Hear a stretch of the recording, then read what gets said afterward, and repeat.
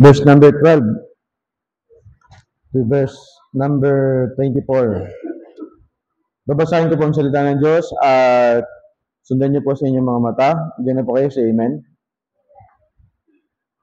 2 Corinthians chapter 1 verse 12 to verse 24. For our rejoicing is this, the testimony of our conscience, that in simplicity and godly sincerity, not with fleshly wisdom, but by the grace of God, we have had our conversation in the world, and more abundantly to you word. For we write none other things unto you, but what you read or acknowledge, that I trust ye shall acknowledge even to the end. And also ye have acknowledged us in part, that we are rejoicing, even as ye also are ours in the day of our Lord Jesus. And in his confidence, I was minded to come unto you, before that ye might have a second benefit, and to pass by you into Macedonia, and to come again out of Macedonia unto you, and of you to be brought on my way toward Judea. When I therefore was thus minded, the various lightness, or the things that I purpose, though I purpose according to the flesh, that in me there should be yea, yea, and nay, nay. But as God is true, our word toward you was not yea and nay, but the Son of God Jesus Christ, who was preached among you by us, even by me and Silvanus and Timotheus, was not yea and nay, but in him was yea. For the promises of God in him are yea, and in him, amen, unto the glory of God by us. Now he which established us with you in Christ, and hath anointed us, is God, who hath also sealed us and given the earnest of the Spirit in our hearts. Moreover, I call God for a record upon my soul, that to spare you I came not as yet out of Corinth, not for that we have dominion over your faith, but are helpers of your joy, for by faith you stand. Let's pray. Our Father, great God in heaven, thank you for this day. Thank you for another opportunity and privilege to have your word. Lord, may you strengthen us and bless us, and most of all, fill us with thy Spirit, empower us, Lord. And as a carrier of your message this afternoon, may you empower me as I preach your word, and may you prepare the hearts of thy people so they may receive it and they may apply it in their lives. May you continue to protect our pastor as he is on his way to Cavite and going back here later. And those things we ask in the most precious name of our Jesus Christ. Amen. May be seated po mga kapatid. So bear with me. I'm not, hindi ako good. Hindi maganda ang aking pakiramdam ngayon. Meron lang akong gustong itanong sa inyo. Sino pa po ba ang nagsusulat ng diary ngayon? Sino, hanggang ngayon, kayo ay nagsusulat pa rin ng diary? Meron ba? Taas kamay, diary? Dear Diary or Dear Lord? Wala? Ikaw, sister? Minsan, si Ruth. May diary ka? Dati? Sa inyo, wala nang diary? Nag-diary. Nag-diary ka? When I was in a pastor school. Okay, kung hindi naman kayo nagda-diary, ito iba naman to. I hope sino sa inyo ang nag-i-input daily or weekly or before or after planner? Sino dito nagpa-planner? Imposibleng wala si Sister Jen. Hindi ka nagpa-planner. Sa isip lang lahat. Sino? Meron ka planner? Ikaw, meron ka? Calendar. Planner na din yan siguro. Pero ako meron akong planner. So, sabi ng statistic, the use of planners and diaries remains quite popular today with a growing market of these tools. In 2002, last year lang, the global market for diaries and planners was valued at approximately 1.2 billion. Imagine that.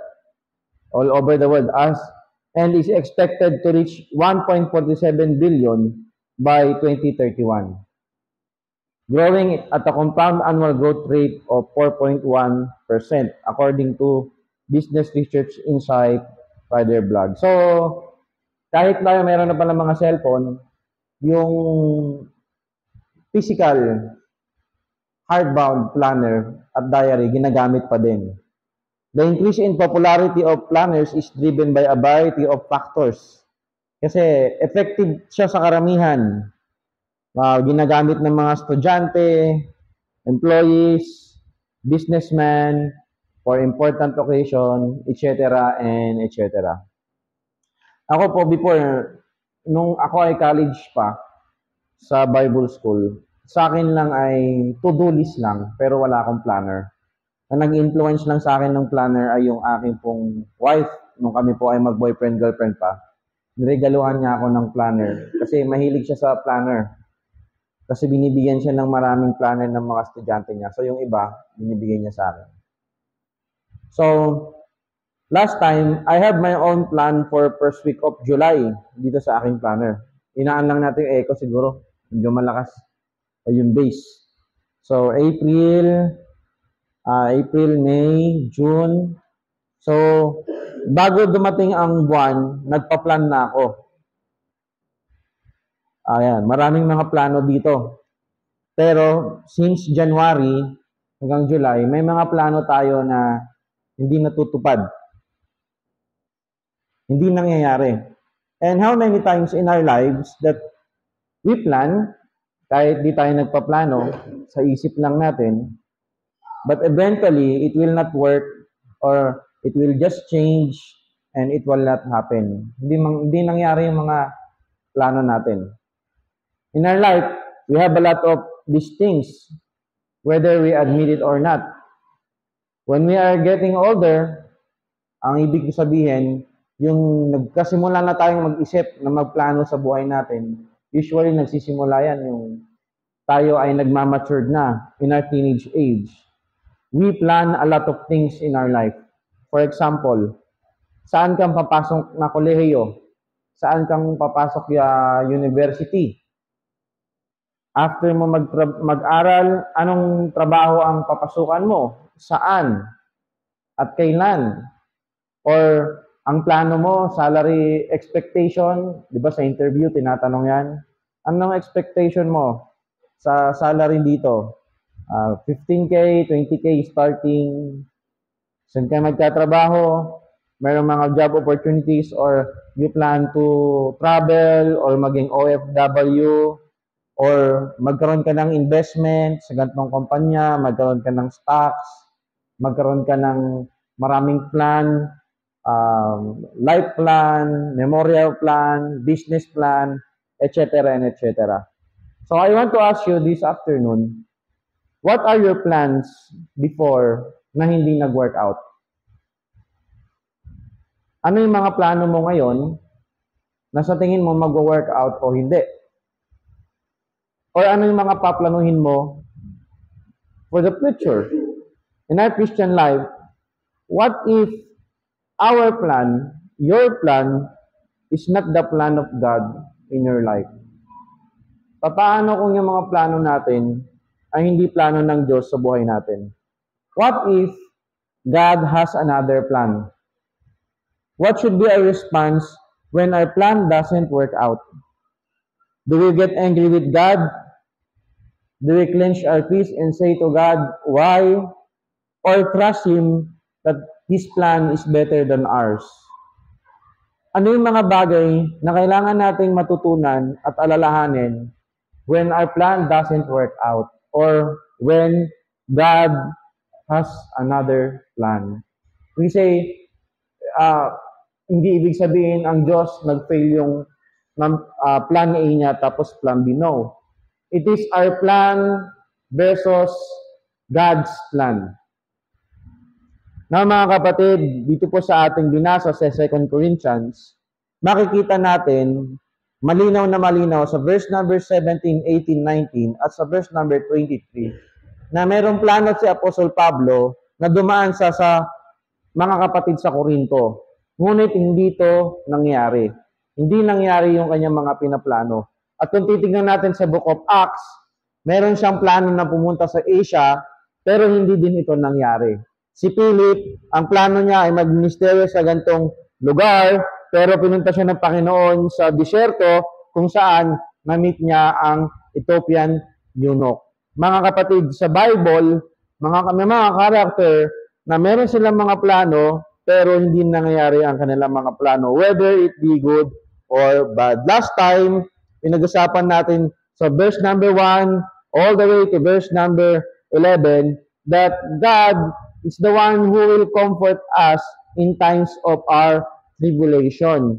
And nagpapatuloy yung chapter natin na nagsasabi ni Apostle Pablo na plano ko kayong bisitahin pero hindi natuloy.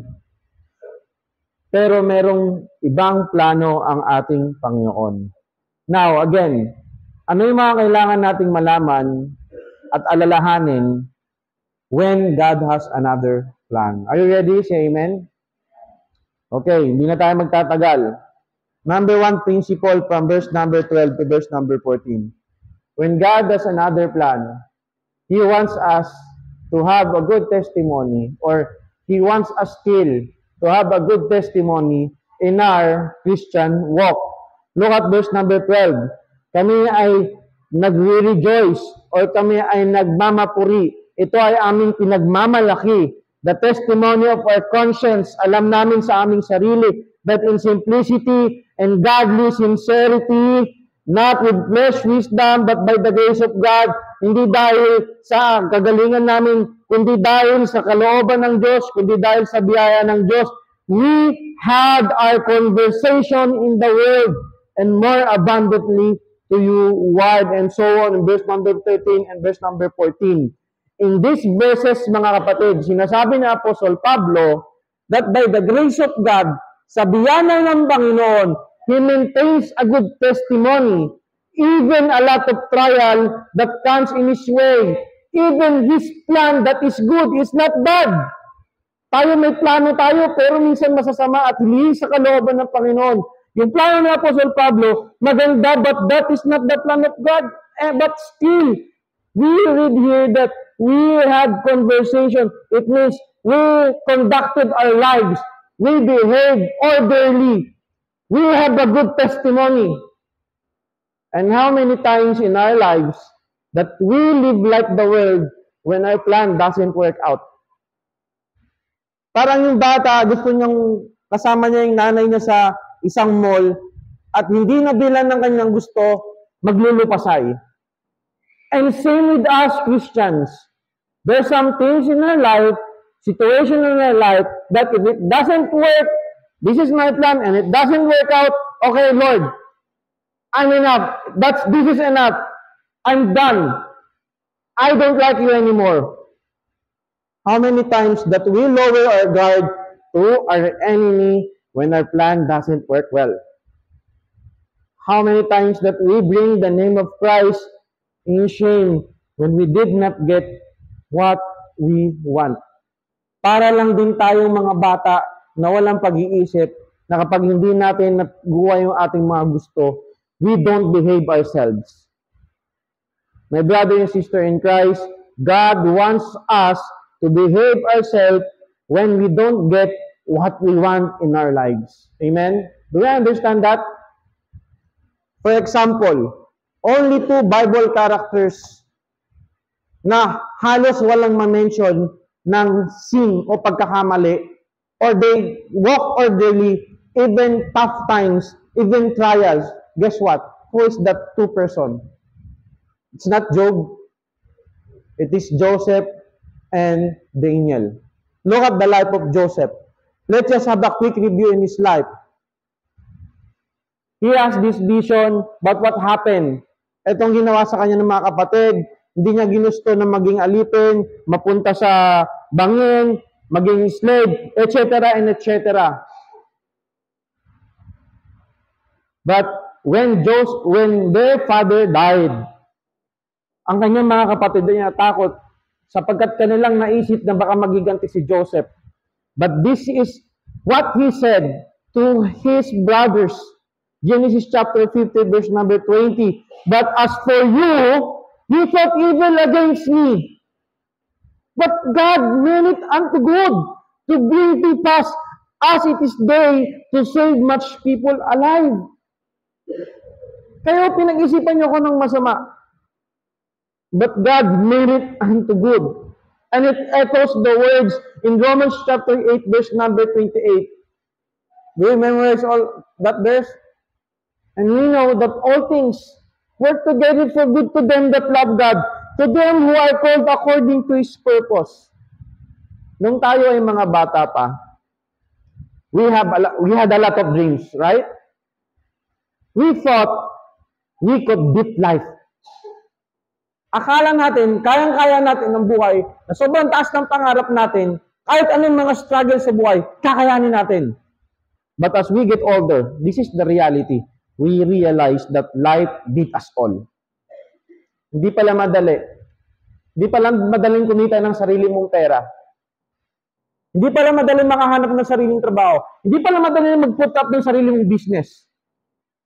Hindi pala madaling mag-aral. Hindi pala madaling magkaroon ng financial, ang tawag nila doon? Freedom. That's why in this verse, it reminds us that if we know the Lord, if we love the Lord, if we believe in His plan, if we trust Him, all things work together for good. It means failure is not failure because all things work together for good. Brokenness is not brokenness, it's not always brokenness because all things work together for good. Bad circumstances are not always bad circumstances because all things work together for good. My brother and sister in Christ, hold on your stories. God does not finish to you yet. God is still working in you. Don't behave like the world when your plan doesn't work out. Because God has a better plan in our lives. Not that when God has another plan, God wants us to behave. God wants us to have this good testimony, but also in verse number 15 to verse number 20. When God has another plan, He is still true to His promises and His Son, Jesus Christ. Now, mag-ano tayo, susuyodin natin ang verse 15 hanggang verse number 20. Verse number 15, and this is, in this confident, I was mandate to come unto you that you might have a second benefit. Pupunta sana ako sa inyo. And to pass by into Macedonia, dadaan ako sa inyo, to come again out Macedonia unto you, and to be brought on my way toward Jerusalem. Pagbalik ko sa Judea, dadaan ulit ako sa inyo. Pero sa verse number 24, hindi siya nakadaan. Kaya sinabi ng verse number 17, while I therefore was thus minded, nung iniisip ko to, nag-atubili ba ako? O kaya nagsasalita ba ako ayon sa likas ng tao na kung magsalita ay pabago-bago ng isip? Kasi kaya, ginusto niya, pero hindi nangyari. Verse number 18, but God is true. Our word toward you was not yea and nay. Sinasabi ko sa inyo, sa katapatan ng Diyos, ang aming salita sa inyo ay hindi pa bago-bago. For the Son of God, sapagkat si Kristo na anak ng Diyos, who was preached among you by us, even by me and Silvanus and Timotheus, was not yea and nay, but in Him was yea. Sa madaling salita, sa Panginoon, palaging oo. Verse number 20, look at this, and we will focus on this verse. For all, can we read that all together? Ready? Read. For all the promises of God in Him are yea, and in Him, amen, unto the glory of God by us. Sapagkat ang lahat ng pangako ng Diyos ay natutupad kay Kristo. Now, what does it mean? Na lahat ng pangako ng Diyos ay natutupad kay Kristo. It means, it reflects God's immutability. What do we mean by that? Ang Diyos, kailanman hindi nagbabago. Pag may sinabi siya, it will say so. And how many of us, how many times, people say promises to us, and it will not work. It will not happen. All of us are victim of that. Lahat tayo ay biktima ng pangako na napako. Amen? But when God says, God is always here, it reflects His immutability. It always, yes, God is always true. Contrast with our promises to somebody or somebody saying promises to us. It means not just reflection of God's immutability, but also privileges that we are in Christ. Look at this, my brother and sister in Christ. Hindi guguho ang mundo mo kung hindi matupad yung mga gusto mong mangyari. We have a lot of privileges in the Lord Jesus Christ. You are saved. You are cleansed by the blood of the Lamb. You have heaven that is awaiting for you. You have all those spiritual gifts. You have church. You have brother and sister in Christ. You are in Christ. At kung makikita natin yung theologically proposition that we are in Christ, that means everything for us. Na hindi na tayo mapupunta sa impyerno because of the Lord Jesus Christ, because we are in Him, and that in Him, that is inseparable. It's like coffee and sugar. When you mix it together, you cannot separate it again. You have a lot of privileges dahil tayo ay na kay Kristo. Again, hindi katapusan ng mundo mo, hindi katapusan ng buhay mo kapag hindi nangyari yung mga gusto mong gawin sa buhay. Next, when God promises us something, it will surely happen. Anong ibig sabihin ng for all the promises of God in Him are yes? It means when God promises us something, it will surely happen. Can we recite all Proverbs chapter 3 verse number 5? Sa mga naaantok, mag-recite muna tayo ng verse. Proverbs, huwag niyong titignan ng Bible nyo. I know, you will memorize all that together. We don't need to project that in projector. Proverbs 3:5. Ready, go.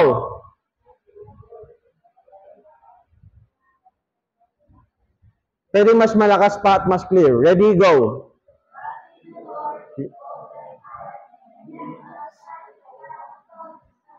Listen, nung ako ay baga pang Kristiyano, at may mga nauna sa aking mga young people, yan ang laging verse. Yan ang laging memory verse. Yan ang lagi nating napapakinggan. But when I become older and older, sa Christian walk, bilang isang Kristiyano, mas lalo ko naiintindihan kung ano ang ibig sabihin ng verse na ito. Look at that word. Lean not unto thine own understanding. Huwag kang manangan sa sarili mong pangunawa. It means, you have plan, but God has another plan, and it is better than our plan. That's what it is, my brother and sister in Christ. Don't lean unto your own understanding. Means if your plans don't work out, you will say to the Lord, yes, Lord, I know that your plan is better. I will trust you even though I don't know what is happening. That is trusting. And that is the verse.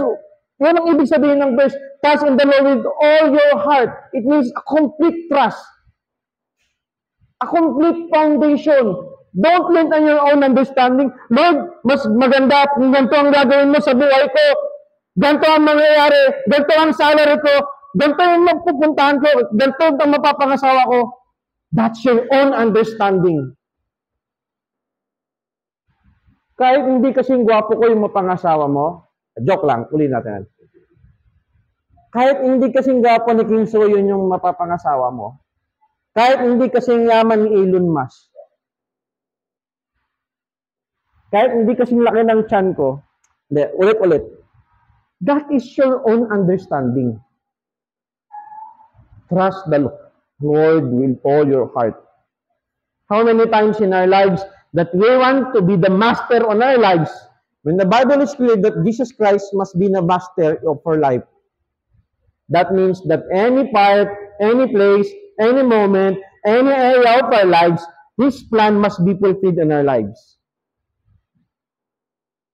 May I remind you, brother and sister in Christ, when the world doesn't go with your plan, remember, we have a lot of promises from God in His Son. We are saved, forgiven. God promises us peace that passeth all understanding. We have heaven and we have a lot of things. You remember that song?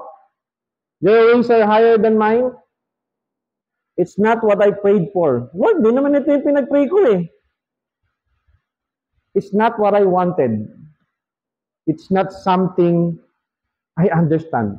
Lord, di ko to pinag-pray. Lord, hindi ko to gusto. At hindi ko din maintindihan. My circumstances seems confusing. I'm placing it all in your hands. And the chorus goes, your ways are higher than mine. I like that phrase. I want mountain to move. You want me to climb. So I'm gonna trust your word, your will, and your time. Gusto mo easy life eh. Gusto mo ganito, gusto mo ganyan. Gusto mo, ikaw, Mount Maynuba, pumunta ka sa Lipa, Batangas. No. God's ways are higher than mine, than us. When our plan does not work, remember that God is still true to His promises. This is the reality of life. Marami man sa atin mag-promise ng something, and we hope and trust to their promises, but eventually, we will learn that it will just fail. But, wag si Lord. Amen? Ibahin mo si Lord. Last but not the least, when God has another plan, not just God wants you to behave, not just remember His promises to us. Are you still there? Say amen? When God has another plan, He will strengthen us with His Spirit. Look at this. Napakaganda nito. Now, He which established us, in verse number 21, with you in Christ, and had anointed us is God, who hath also sealed us, and given the earnest of the Spirit in our hearts. Mga kapatid, lahat naman tayo, kapag hindi natupad yung gusto natin, discourage tayo. Sabi nga nung isang interview nanalo siya sa games, anong gagawin mo sa pera na napanalunan mo? Mabibili ka na yung mga gusto kong bilhin kahit hindi ko kailangan. Hindi niya pala yung reels na yun. Same. Sabi ng mga nag-comment, same. Pag hindi nangyari yung mga inaasahan-asaan mo, at kahit gawin mo na yung lahat ng mga kaya mo at hindi pa rin nangyari, nakakapanglo mo. Kasi you did your best. Diba, Brother Cardo? Ginawa mo lahat Wala kang pagkukulang. Nakakapanglo mo, nakakapanghina, nakaka-discourage. But the Word of God tells us that He will strengthen us to continue in life. God will make us strong. Confirming, establishing, palalakasin tayo ng Panginoon. We must submit to God's plan in our life. We must admit that we are weak, but God will make us strong. Mga kapatid, minsan mahirap tanggapin ng katotohanan na di talaga para sa atin yung mga inaasam-asam natin sa buhay. Pero kailangan natin gumising sa katotohanan na hindi tayo ang masusunod sa buhay na to, kundi ang Diyos.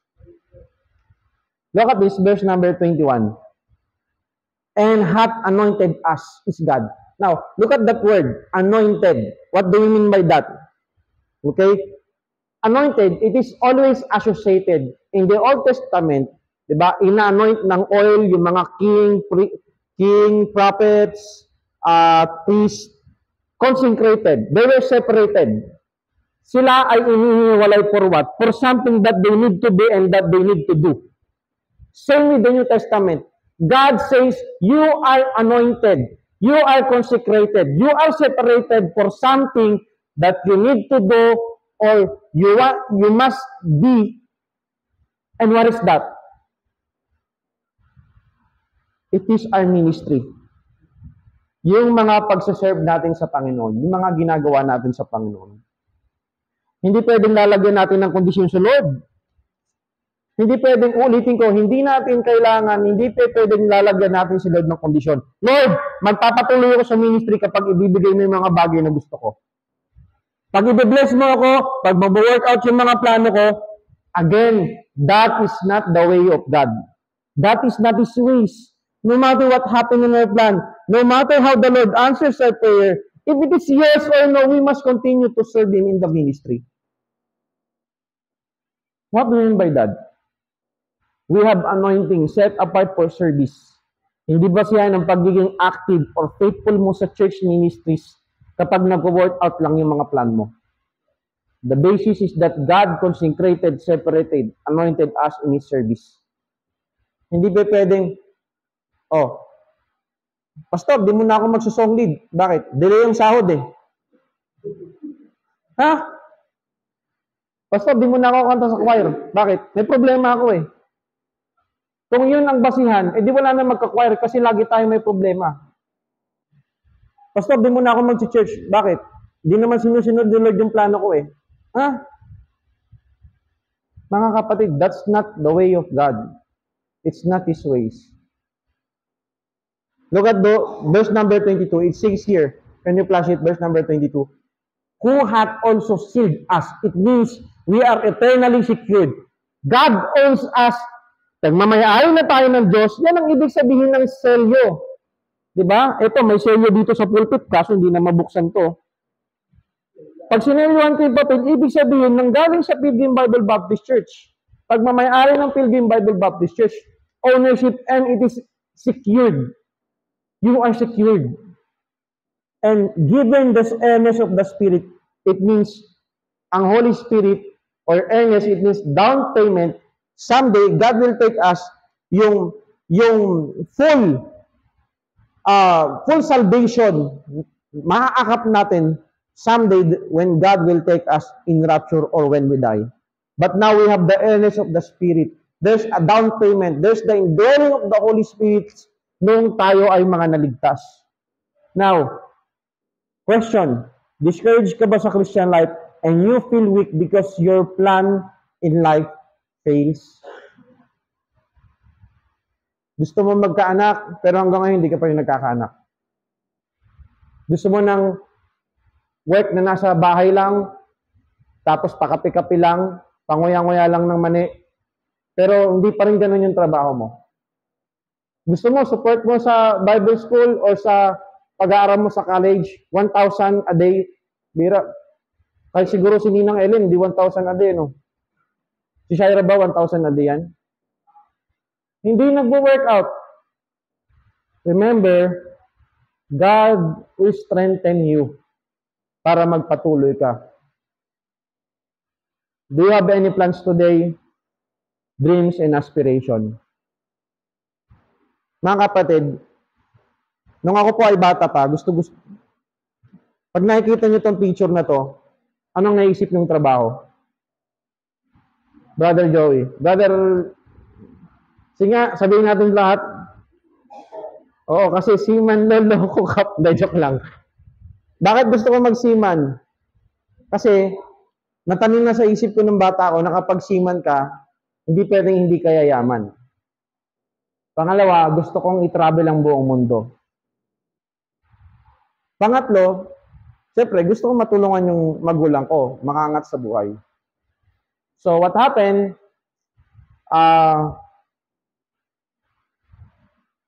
Nag-try akong mag-exam sa maritime school, pero 2 beses ako bumagsak. Hindi naman kasi ako magaling sa mathematics. Every time na nakakita ko ng mga college students, palagi akong umiiyak. Hindi ko makakalimutan yun. Nagko-conductor ako, nasa jeep. Sabi ko, Lord, sige, kahit hindi na ako magsiman, basta makapungtong lang ako ng kolehiyo, I will do my best. Kaya nung nasa Bible college ako, ginawa ko talaga yung best ko. Kasi akala ko wala na akong pag-asa. Hindi na ako magkakaroon ng degree sa buhay o hindi ako makakatapos. Now, meron kang plano eh. What if your plan is not the plan of God? Brad, what if gusto mo ganito mangyari sa buhay mo pero hindi yung gusto ng Diyos? I believe that God's plan is always better. Wala kayong Kuya Jomar kung nagsiman ako. Saka siguro marami na akong anak. Oo, madami babae. Ay, naka-record. Wala siguro tayong Bible school. magtututok sa atin. But again, no man is dispensable. Siguro hindi ko nakilala si Teacher Grace. Hindi ako nagkaroon ng charity ng anak. Ito, hanggang ngayon, hindi pa rin ako nakakasakay ng barko eh. Kasi binaon ko na sa limot na yung plano ko, mas maganda yung plano ni Lord. So, pag-pray niyo po kami, ang church, ang buong pilgrim. You will just talk to Pastor Bong and kasi si Pastor Bong lagi nakasmile eh. Parang walang problema. Mali pala rin yung lagi nakasmile. We are in a transition time where we need to support Mother Church. We need to pray for everyone. We need to pray for our church. We need to pray for our pastor. We are looking for God's plan today. Sa mga kapatid, huwag tayong sumuko. Magpatuloy lang tayo. Huwag tayong, wala na mangyayari sa atin. Wala na. Finish na si Lord. No. Walk orderly. God has His promise in our life and He will strengthen us. When God has another plan, we will end with this song. When God has another plan, walk on and just say yes. When God has another plan, be assured that He knows best. When all your dreams are shattered, rest in His sufficient grace. We don't have to understand when God has another plan. Let's all stand up and let's pray. Father God in heaven, Lord, your word says, trust the Lord with all your heart and lean not unto thine own understanding. We owe it all to you, Lord. Kung meron man kaming plano na nire-reveal nyo na po sa amin, that is not your plan. Can you please, Lord, help us na magpa-yield po sa Holy Spirit, na mag-surrender po kami sa inyong will, sa inyong plan. And we're looking for your plan today. Lord, please reveal it. Nawa maging sensitive po kami sa panawagan ng banal na Espiritu sa aming buhay. Not just personally sa buhay namin, kundi sa aming church. Not just sa church namin, kundi sa buong Pilgrim family. I pray, O God, na tulungan niyo po kaming magtiwala sa inyo. Na ang plano mo ay mas best kaysa sa aming plan. Help us, O God. Help us to love the church, our pastor, lahat ng mga kapatiran.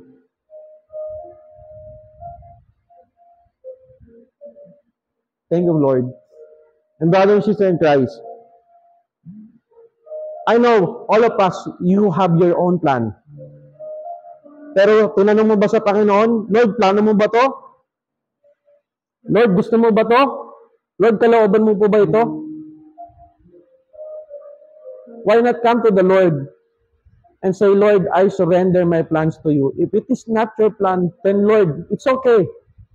Help me to trust you more. What is your plan? I know your plan is better. Say that to the Lord. Ask the Lord. Come forward.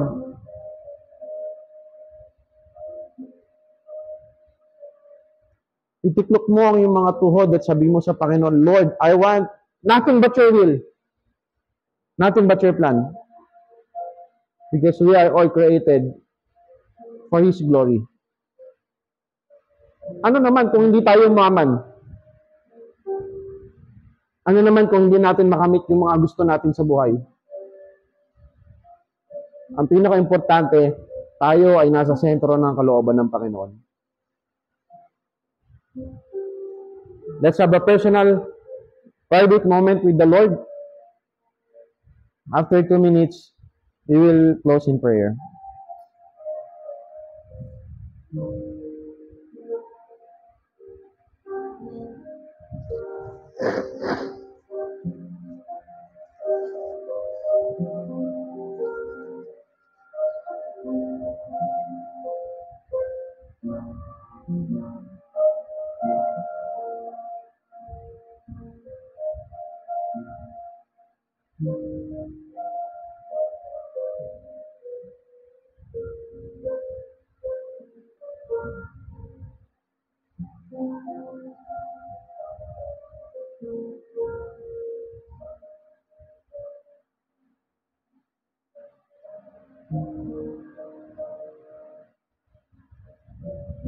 Father, once again, we thank you and ask you, Lord, for this moment. May you always guide us and provide for our needs. Bless us, Lord. Gamitin niyo po kami sa inyong gawain, makapagdala po ng maraming kaluluwa simpanan. And most of all, na maluwalhati po namin kayo sa inyong buhay, sa aming buhay. Si Pastor Bong po, ingatan niyo po siya palagi sa kanyang pagmamaneho, sa lahat ng kanyang mga decision making sa ministry, sa mga pastor, pilgrim pastor, also for Pastor Ray, we pray for him, Lord, that you encourage him. Sa lahat po ng mga kapatid namin na discourage, encourage them, oh God. And you continue to strengthen us, fill us with the Spirit day to day in our life, na kayo po makita sa aming buhay, that we walk orderly, that we claim your promises, and strengthen us by the Spirit. We love you, Lord. We thank you. Sa aming po mga meeting pa, may you bless us, Father. In Jesus' name, pray, Lord and Savior. Amen. Let's have our prayer, Brother